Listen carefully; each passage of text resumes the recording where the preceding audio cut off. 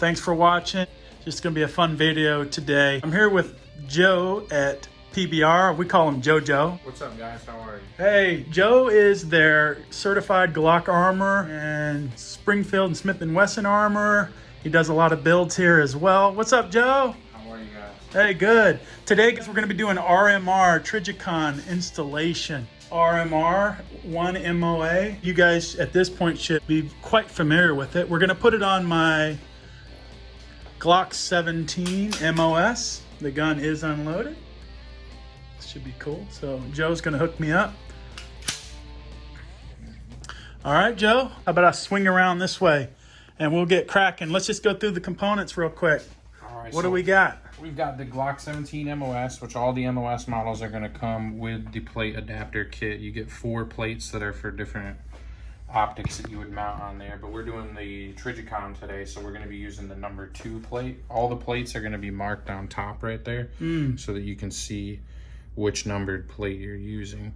And then the kit's also going to come with an Allen key, as well as some new screws that are pre-Loctited to mount the actual plate to the slide of the firearm. Okay.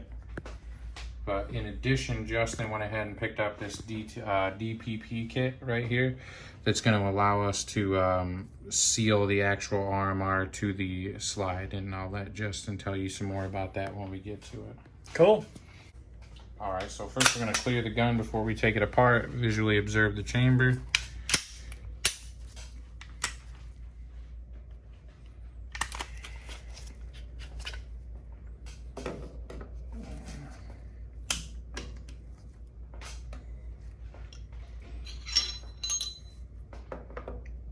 So we're just going to be working with the slide today, so that's all we need. I'm going to leave those over there for later.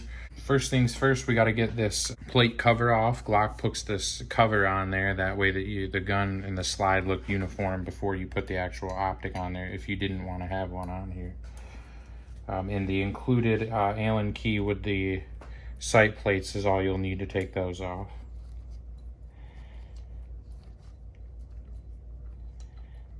And once we take these off and that top plate, we can just set these to the side because we won't need them anymore because we got all new screws. And then I like to give it a good wipe down in there. There's a lot of packing grease and everything that gets in there. And we will also use some acetone, which just makes a nice dry, dust-free environment in there since we're having electronics put on there. And I just use these small cotton patches because I don't want to get the acetone on the actual exterior finish of the slide, just underneath where the plate is going to go.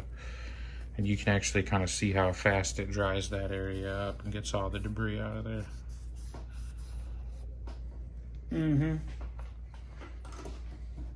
Quick wipe of that. Any oils that may have sinked down in there, get that out of the way, which is nice. So like I said, we're going to use the number 2 plate, and what you want to do is just set that on there. You can actually see there's an indented groove in the bottom of this, and we'll put some of that acetone on here too. And you'll see this the groove pattern on the bottom of the plate is going to line up with that groove on the top of the slide, and that's how you know that you've put it oriented on there the correct way, as well as the holes are going to line up like that. Nice. Yep. I didn't know that. So we're going to cut out some of these new screws that they give you.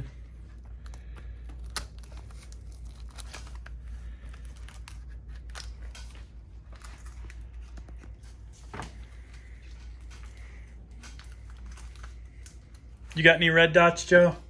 I do, yeah. So I've played around with the RMR, the Vortex Venom, and I'm a big fan of also the Sig Romeo sights.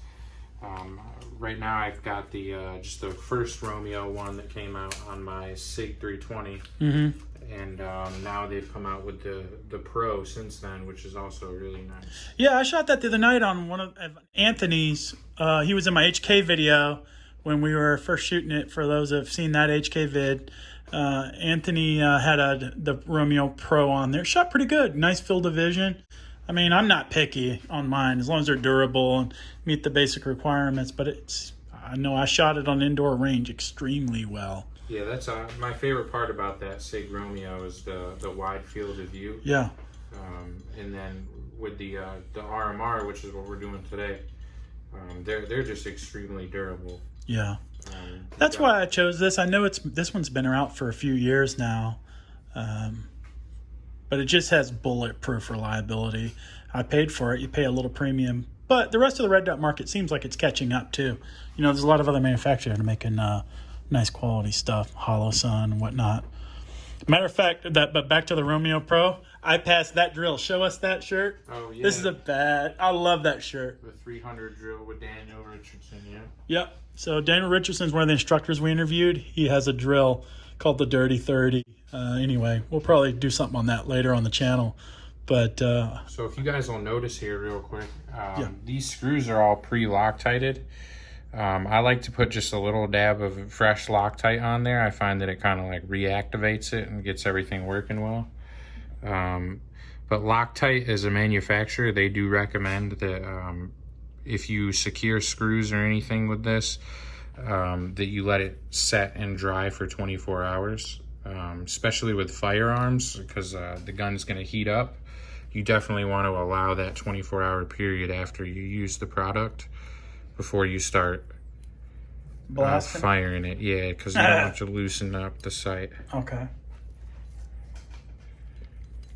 And any customer in the store I do this for, I'll always have them go shoot for the day first, and then we'll put this on before they leave. That way we can ensure that they're done for the day. And I kind of do both sides so you get a little bit of a balance, and so it's kind of locking down consistently. Yeah, the last thing too is I don't want that guy to be flopping around, you know. I want my zero to be zeroed. Now, unfortunately, I heard about the RMR. It doesn't have a sealed battery compartment, this current version, even though other manufacturers of red dots have kind of caught on and they're doing side loads on the batteries. I heard that the battery life on this RMR is around 4 years, so I'm good with that. We'll see how it goes.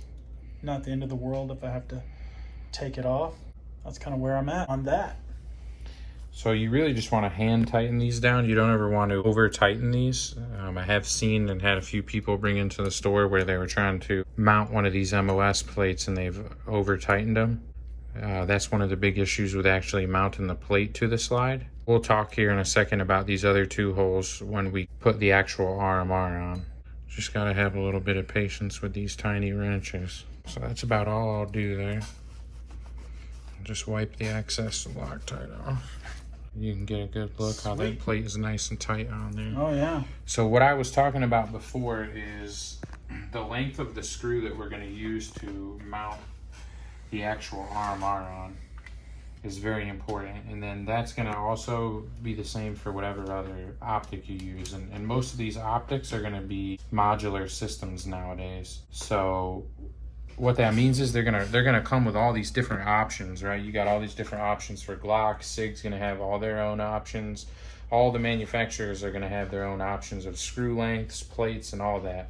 And the reason why that's important, because you'll notice these holes, they stop right on top of the slide. One of the biggest common problems that I'll see is customers will bring a gun in where they'll put the screws through the RMR like this, right? And you can see how that screw just barely comes out of the bottom of the RMR and grabs into the plate. Well, that hole is really shallow, so if you use a screw that's too long, it'll end up trying to push the plate and the RMR up away from the slide, and you can actually shear the head of these screws off.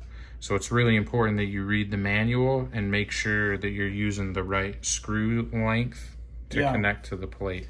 Yeah. A lot of them are going to go into with the color of the actual Loctite on there. That's how you'll know which ones, like blue, green, or yellow, will be the 3 different lengths. So what we're going to do now is, and I'll let Justin talk about it while I get it on here, we're going to mount this DPP anti-flicker sealing plate is what they call it. Yeah, it's nothing fancy. It's probably made in China, dare I say it. About 10 bucks, 15 bucks on Amazon. Trijicon does make one. It's available in their parts kit. When I went to purchase mine, a lot of the places were out of stock. It's around $15. So I got this DPP titanium one. Basically, it's the kit needed to mount your sight to the slide. Joe said the original large screws won't work that come with the Trijicon, so you want to discard those. Those are kind of in the box still. Basically, it's a sealing plate. So when you install it, the original Glock plate is not quite as submersible. So if you get this sealant plate, that allows the rubber seal that's here on this Type 2 to get a perfect waterproof seal. That's basically it, since the battery compartment's not sealed. So that's going to take you down to 66 feet for at least an hour without leakage, and you get 2 in the kit. You get your screws, as Joe already talked about, and you get a regular plate and an anti-flicker plate. If you have an older style Type 1 RMR, the plate would have a little raised bump on it, and that's to put a little more pressure on the battery compartment into the RMR. Here's the old screws for milled slides, and there you go. There's a little bump up. We don't need to use it. You can use it. We're not using that since we have a Type 2. So thank you for showing that. And basically that's it, guys. So it comes with a .390, I don't know, 107-inch mounting screws. And that plate is made of 304 stainless steel with a little finish and the hex key. So that's basically your kit. Make sure you get yourself one. Let's and as far as the installation goes, so you're just gonna simple as lining the holes up with the holes on the plate, and then making sure that these pegs right here fit into the grooves. And this is the point in the installation where we're gonna put our battery in. Okay. The Trijicon RMR uses a CR2032, and it's just gonna sit right into the bottom of the Optic, with the positive side facing up, and that's going to create that nice flat surface for you to get a good seal. This is where it becomes somewhat of a balancing act. And it should be on. Can you do a quick test? Yeah. My maiden voyage. Let's see if that puppy is. Yep, and then that guy is on.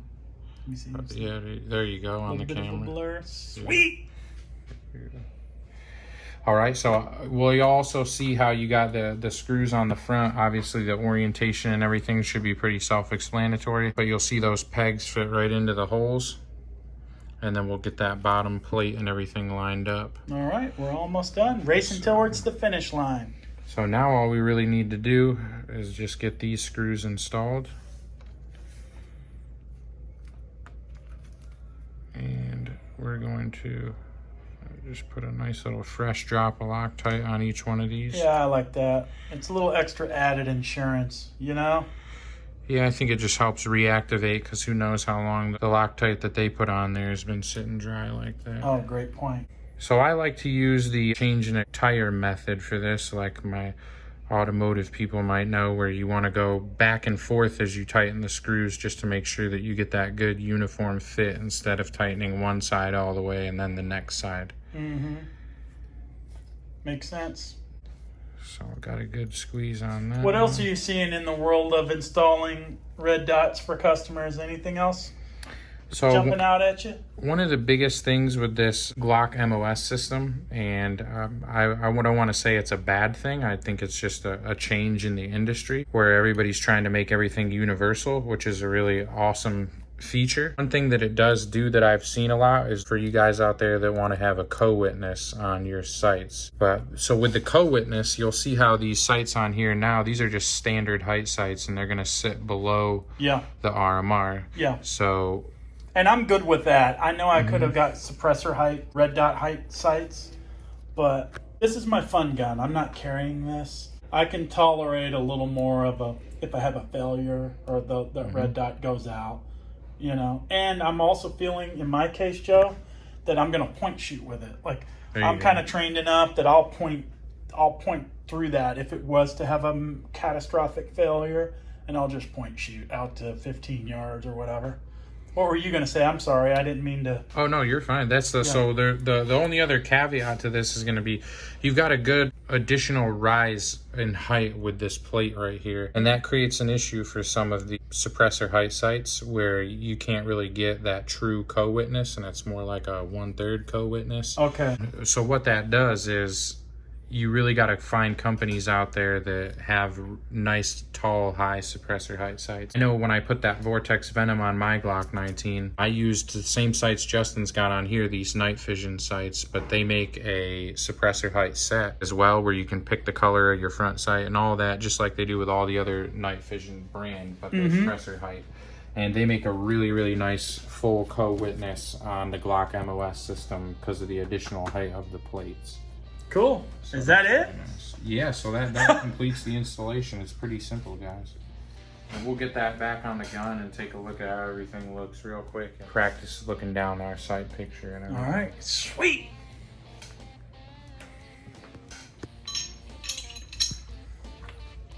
That went on fast. Oh yeah. Pretty straightforward.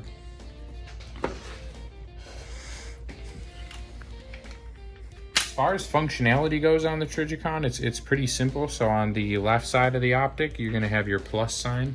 Right, and that's going to increase the brightness of your dot, and then on the other side you're going to have the minus, which is going to decrease the brightness of the dot. So right now what I did was I pressed both buttons at the same time, and that's going to do a hard shut off of the dot, and I'm going to go ahead and turn it back on. And you're going to turn it back on just by hitting that plus sign. Cool. Right, and that's got it back fired up. You can pick the adjust the brightness based off your preference and all that. This is the 1 MOA. So look down there real quick and see how small in your opinion is the 1 MOA? So it is a pretty small dot, but I think that's going to increase your ability to be more accurate. If you, for some reason, feel that you're having trouble seeing it, I think this brightness adjustment on here is really good. You can see it getting brighter in the camera there, where it almost makes the dot look a little bit bigger. Right, so I think that the 1 MOA kind of gives you the versatility of having the real small dot or a nice big bright one. That's what I'm hoping. I want to take it out to like 25, 50 yards, start picking off little 1 MOA stuff, and then increase the bloom in case I want a little bit bigger dot. But overall, I think it's a great sight, and you get that nice seamless look to it. I like how Glock continued their slide serrations up into the plate, so it almost looks like you still have that, you know, back in the day when you used to have your slide milled for an optic. Nice. You know, you still kind of get that nice clean presentation. Yeah, matches good. Yeah. Awesome. Joe, any final words? I think we are good to go, brother. Time to hit the range. All right, hey, listen, Joe, we really appreciate you, man. Let's hit the range and get some footage, and let's get some shots downrange with this puppy. If you have a red dot or installation or any comments or feedback, go ahead and get it popping down below. Feel free to add it. As always, we're out of here. Joe, really appreciate you, brother. Thank you.